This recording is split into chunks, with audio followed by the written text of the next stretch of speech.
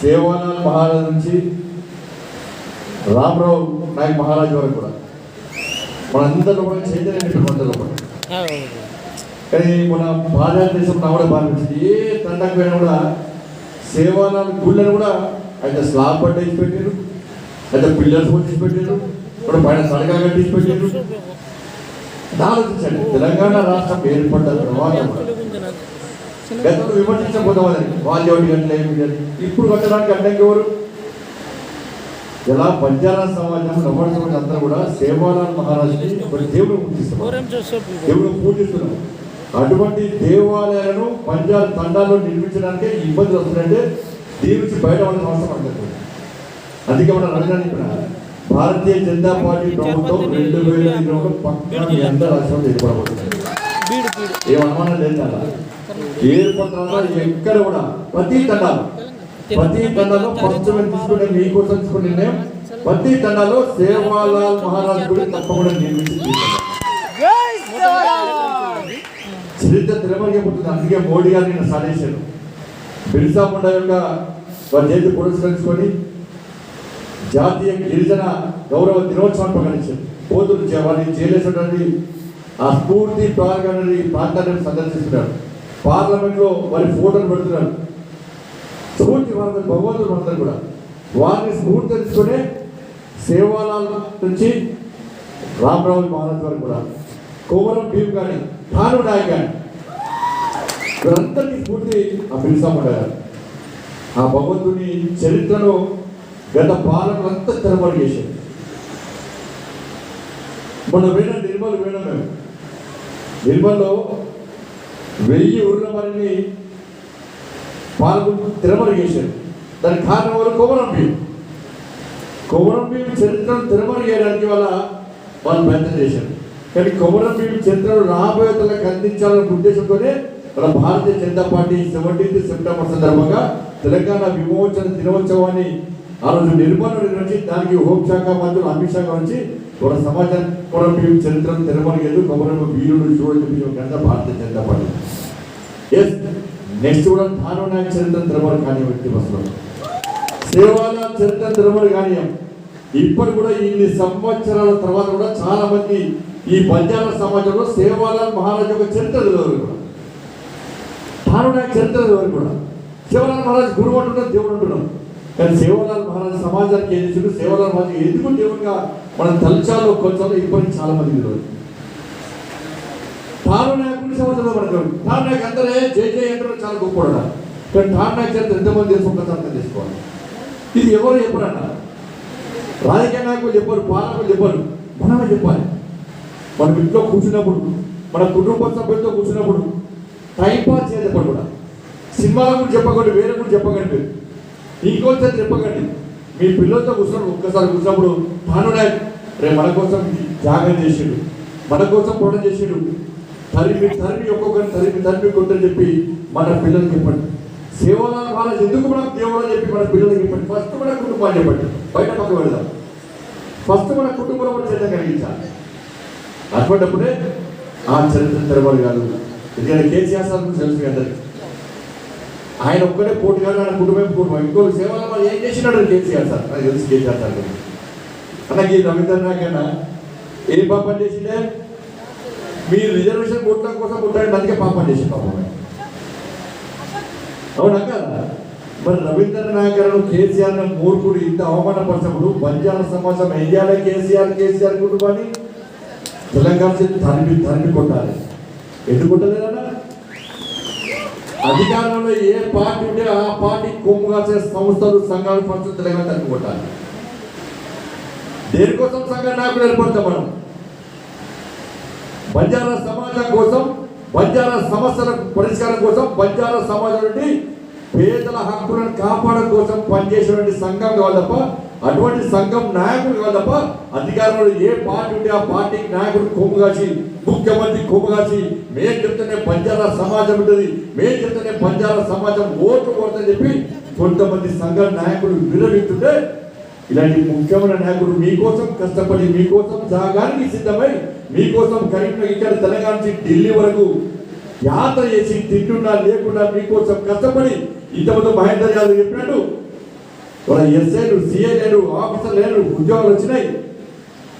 అందరూ కూడా రవీంద్రనాథ్ గారిని మర్చిపోయి మాత్రం ఇంతకన్నా మూఢతో కూడా గుర్తుంచుకోండి.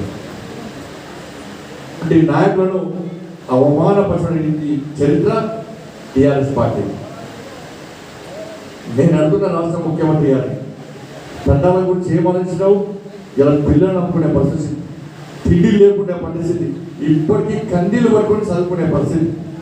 ఎక్కడ ఉద్యోగం? ఆనాడు తెలంగాణ ఉద్యమంలో ఉద్యమం కోసం ప్రవీణ్ నాయక్ త్యాగం చేసిండు.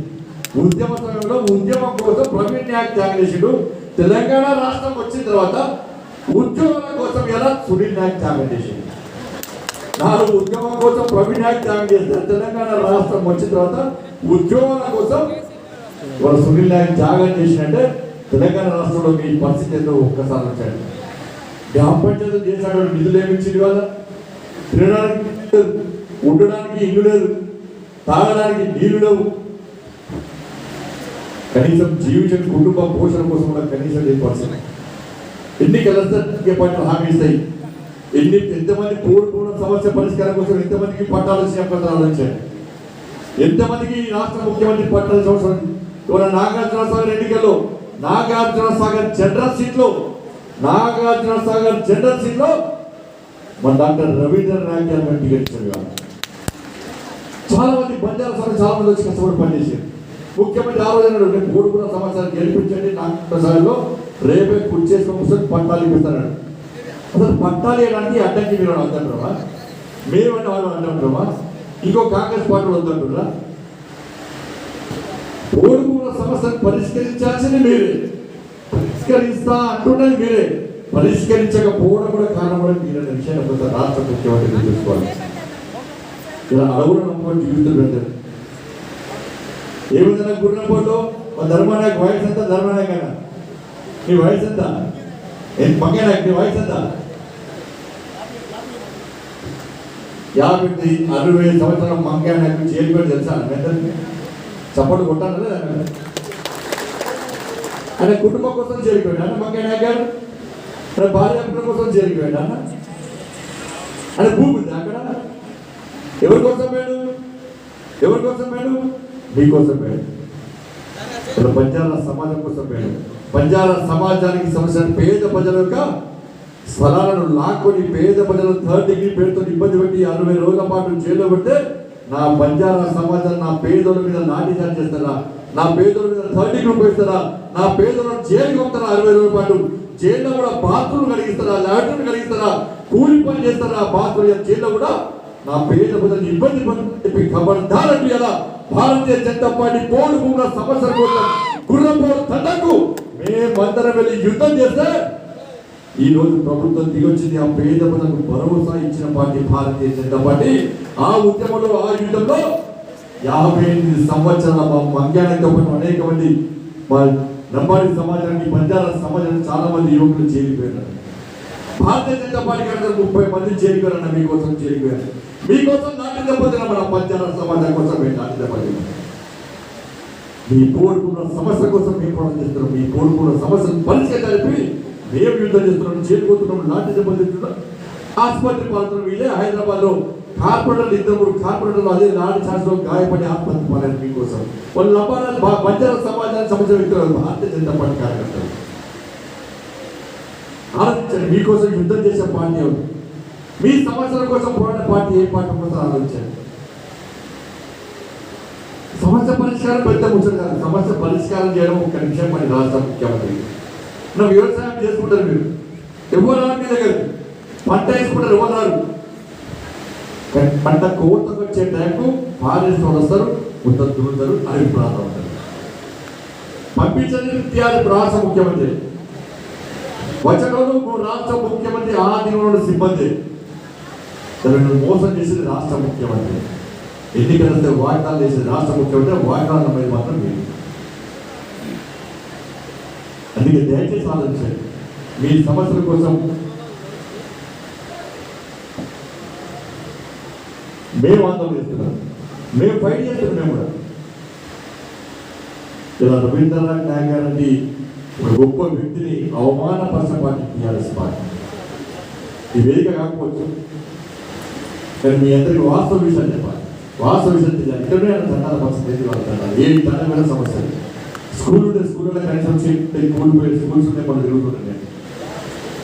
నరేంద్ర మోడీ గారి ప్రభుత్వం తండాల అభివృద్ధి, గిరిజన సమాజం కోసం అనేక సంక్షేమ అలా బాత్రూమ్లు కట్టించడం మీకోసం ఇవాళ మోడీ గారు. గిరిజన యువకులు మంది పేదలు కానీ తండాలలో ఇబ్బంది పడుతుంటే స్వచ్ఛ భారత్ మిషన్ పేరు కింద టాయిలెట్స్ నిర్మాణం చేపట్ట పార్టీ భారతీయ జనతా పార్టీ తెలంగాణ రాష్ట్రంలో ఎన్ని తండాలో మోడీ గారు చూడండి టాయిలెట్స్ నిర్మాణం చేపట్టు రాష్ట్ర ముఖ్యమంత్రి పరిస్థితి టీఆర్ఎస్ పార్టీ నాయకులు పరిస్థించారు. ఇలా తండాలని కూడా కనీసం గుడిసెలు వేసుకొని వర్షం మొత్తం కవర్లు వేసుకొని ఒక్క గుడిసెలో 10 నివసించలేని పరిస్థితిని గుర్తించే నరేంద్ర మోడీ గారి ప్రభుత్వం ప్రధానమంత్రి ఆవాస్ యోజన కింద మన గిరిజన సామాజిక వర్గానికి సంబంధించిన బంజారా సమాజానికి సంబంధించిన ఈ పేద వ్యక్తులకు ఇల్లు కట్టిమని చెప్పి తెలంగాణ రాష్ట్రానికి 4 లక్షల 3 లక్షలు ఇల్లు ఇస్తే ఎన్ని తండాలో డబుల్ బెడ్రూమ్ నిర్మాణం జరిగిందో ఎన్ని తండాలో డబుల్ బెడ్రూమ్ 10,000 కోట్ల రూపాయలు ఇచ్చిన మోడీ గారు, 10,000 కోట్ల రూపాయలు ఇచ్చిన మోడీ గారు. మీకు రేషన్ బియ్యం ఇస్తారు, రేషన్ షాప్ పోయి ఎక్కడ ఉంటాయి, రేషన్ షాప్ పోవాలంటే 50 రూపాయలు ఆటో ఛార్జ్గా పోతుంది. బియ్యం ఇచ్చేది మోడీ గారు, ఉచిత విద్య ఇచ్చేది మోడీ గారు. అనేక సంక్షేమ పథకాలు మోడీ ప్రభుత్వం మీకోసం ఇచ్చినప్పుడు కూడా ఆ సంక్షేమ పథకాలు మీకు వస్తే మీరు మోడీ గారికి ఓటు చేస్తారు, భారతీయ జనతా పార్టీకి ఓటు చేస్తారని చెప్పి ఇవాళ దాన్ని కూడా రాజకీయ కూడా వల్ల మిమ్మల్ని మోసం చేస్తున్న పార్టీ టీఆర్ఎస్ పార్టీ. ఎన్నికల వరకు మోడీ గారి పేరు, ఎన్నికల వరకు మాత్రమే రాజకీయం. ఎన్నికల తర్వాత ఈ దేశంలో ఏ రాష్ట్రంలో కూడా పేదలు ఇబ్బంది పడదు, పేదవాళ్ళు ఆకలితో అలవడించదు. ప్రతి పేద వ్యక్తి ఒక సగర్వంగా నేను భారతీయులు చెప్పి తలెత్తుకొని తిరిగే విధంగా అటువంటి వాతావరణం దేశంలో నెలకొల్పాలని చెప్పి ఒక దృఢ సంకల్పంతో ఒక శక్తివంతమైన సమాజ నిర్మాణం కోసం, శక్తివంతమైన భారతదేశ నిర్మాణం కోసం ఇలా మోడీ గారు తాపత్రపడుతుంటే ఈ తెలంగాణ రాష్ట్రంలో దానికి భిన్నంగా రాష్ట్ర ముఖ్యమంత్రి పాల్గొన్న విషయాన్ని ఒక్కసారి తీసుకోవాల్సిన అవసరం ఉంది. అందుకే మన వీరుల చరిత్రను తెరమరిగేది, ఆ త్యాగం చరిత్రను తెరమరిగేది. కేవలం సేవాలాల్ జయంతి సందర్భంగా మాత్రమే సేవాలాల్ మహారాజు గుర్తుంచుకుంటాం, కేవలం కొమరవీరు గారి జయంతి సందర్భంగానే గుర్తుంచుకుంటాం. మనం కేవలం బంజారా ఉత్సవ సందర్భంగా మాత్రమే మన సమస్యలు కూడా కాదు. మన సమస్యలు పరిష్కారం కావాలంటే మీరందరూ కొన్ని సంఘటిత శక్తిగా మారాలి, ఐక్యత కూడా కూడా.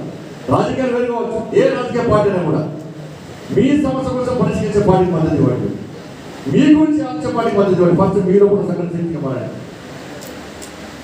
మీరు ఐక్యంగా ఉన్నప్పుడు మాత్రమే రాజకీయ పార్టీలని మీ తండాలకు వస్తుంది. మీరు రాజకీయ పార్టీలకు పోదు, రాజకీయ పార్టీ నాయకులే మీ తండాలకు రావాలంటే మీరు ఐక్యత ఉండాలి. కొంతమంది స్వార్థపరుల మాటలు విని మిమ్మల్ని చీల్చే ప్రయత్నం చేస్తే మీరు చీలిపోతే మీ సమస్యలు ఉంటాయి. మీరు ఇదే సార్లు తండాలు కనీసం అభివృద్ధి చెందకుండా ఆ తండాలకే పరిమితమై ఈ సమస్యలతో తల్లిదండ్రుల పరిస్థితి ఇంకా వస్తున్న విషయాన్ని గుర్తించారు. అందుకే రాజకీయ పార్టీలు మీ దగ్గర రావాలి, ఎన్నికలపై కానీ ప్రతిసారి మీ దగ్గర రావాలంటే మీరు ఐక్యత ఉండాల్సిన అవసరం ఉంది. అందుకే భారతీయ జనతా పార్టీ రాష్ట్ర అధ్యక్షుడిగా తప్పకుండా బంజారా సమాజం కోసం 80% మీకు ఏ సమస్య వచ్చినా మీ సమస్యల పరిష్కారం కోసం 80% కష్టపడి పనిచేస్తాం. ఆలోచన 2023లో మీ అందరి ఆశీర్వాదంతో 80% తెలంగాణ రాష్ట్రంలో రామరాజ్యం రాబోతుంది. రామరాజ్యం 80% రాబోతుంది. తప్పకుండా సేవాలాల్ మహారాజ్ యొక్క దేవాలయాలు ప్రతి తండాలో నెలకొంటూ పరిశీలిస్తాం. మీ చరిత్రను, మీకు సంబంధించిన బంజారా సమాజానికి సంబంధించిన చరిత్రను 80% తెరమరు కానీ, తాను నాయక్ కానీ, సేవలాల్ మహారాజ్ కానీ, రామరావు మహారాజ్ కానీ అందరి యొక్క వారి యొక్క స్ఫూర్తిని రాబోయే తరానికి అందించే విధంగా తప్పకుండా ప్రయత్నం చేస్తామని చెప్పి మీ ఇద్దరికి విజ్ఞప్తి చేస్తూ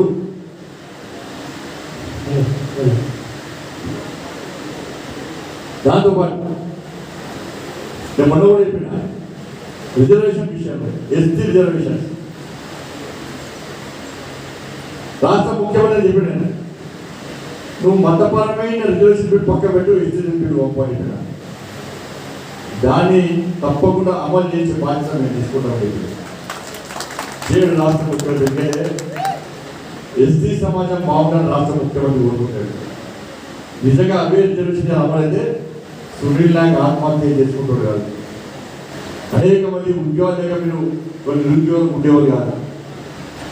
కాబట్టి ఇప్పటికైనా రాష్ట్ర ముఖ్యమంత్రి మతపరమైన రిజర్వేషన్ బిల్లు పక్కన పెట్టండి, ప్రత్యేకంగా బిల్లు పంపండి. దానికోసం మేము కొట్లాడతామని ఇప్పటికైనా డిమాండ్ చేస్తున్నారు రాష్ట్ర ముఖ్యమంత్రి.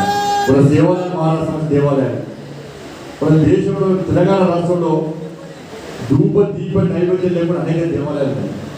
సరే కొన్ని పట్టణాల్లో గ్రామాల్లో దేవాలయాలను ఎవరు కొంతమంది పోయి పోయి భక్తితో చేస్తున్నారు. వాళ్ళ తండాలలో జీవించడమే కష్టం, తినడానికే తినలేదు, కుటుంబ పోషణే భారమైంది. కొన్ని రాష్ట్ర ముఖ్యమంత్రి కనీసం ఆ దీప పథకాన్ని కనీసం తండాలో సేవాలాల్ మహారాజ్ దేవాలయాలకు ప్రత్యేకంగా చట్టం తీసుకెళ్ళలేదు. సేవాలాల్ మహారాజ్ దేవాలయంలో ధూప దీప నైవేద్యం కోసం ప్రత్యేక నిధిని కేటాయించండి. మీరు కేటాయించుకుంటే మీ వచ్చకు పక్కా కేటాయించండి.